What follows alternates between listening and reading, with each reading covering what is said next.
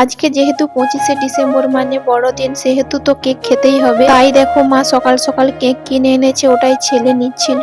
ও তো এগুলো নিয়ে দেখছে, আর এখন দেখো খেলা করছে, ভুম ভুম করে গাড়ি খেলছে। কিছুক্ষণ পর মায়ের কাছে গিয়ে একটু কেক খেয়ে এসেছে আমার ছেলে। এই কেকটা খেতে কিন্তু সত্যি খুবই ভালো ছিল।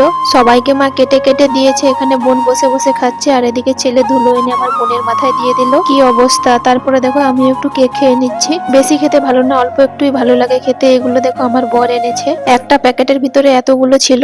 এটা নাকি কেক, কিন্তু আমি কোনোদিনও খাইনি, প্রথমবার খাবো, কিন্তু খেতে অসাধারণ ছিল। বড় বোন বসে বসে খাচ্ছে, বলছে খুবই ভালো খেতে। মা এখানে সবজি কাটছে, এরা দেখো মোটরসাইকেল বের করছে কোথাও যাবে বলে। ছেলে তোর বাবার সঙ্গে যাবে বলে কাঁদছিল, এখন গাড়ি উঠে বসে আছে। বাবাকে অনেকদিন পর দেখতে পেয়েছে না, তাই অনেক খুশি। দুপুরে আমরা সবাই মিলে খেতে বসে পড়েছি বাইরে রোদে, যা ঠান্ডা ঘরের ভেতরে খাওয়া যাচ্ছে না। এদিকে সকলের ভাত দিয়ে দিয়েছি আমি। এখানে আমি একটু ওদের সঙ্গে মজা করছিলাম, বলছিলাম বোনকে মাংস দেয়নি দু বোনকে। এখানে আমার বর বসে বসে খাচ্ছে দেখো। আর এই যে এটা আমার ভাত। ভাত খাওয়ার পর হাত ধুয়েছিলাম, যা হাতটা ঠান্ডা ছিল বরের গায়ে দিয়েছিলাম, বরের অবস্থা দেখো।